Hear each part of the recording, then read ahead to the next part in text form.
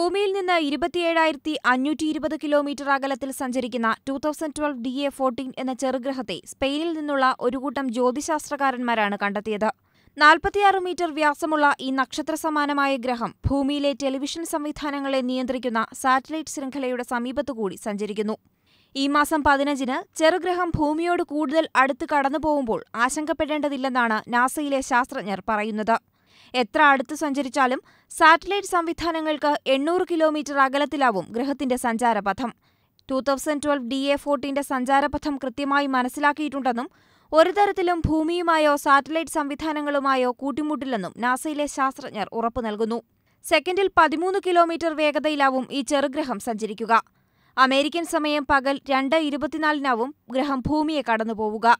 ഏതെങ്കിലും തരത്തിൽ ഭൂമിയുമായി കൂട്ടിമുട്ടലുണ്ടായാൽ 2.4 ദശലക്ഷം ടൺ ഡൈനാമിറ്റ് സ്ഫോടനത്തിന്റെ ആഘാതമാവും സംഭവിക്കുക. 1908-ൽ ഇത്തരമൊരു ചെറുഗ്രഹം ഭൂമിയുമായി കൂട്ടിമുട്ടിയുണ്ടായ സ്ഫോടനഫലമായി സൈബീരിയയിൽ 2150 ചതുരശ്ര കിലോമീറ്റർ വിസ്തൃതിയിൽ അഗാധഗർത്തം രൂപപ്പെട്ടിരുന്നു. Science desk, India vision.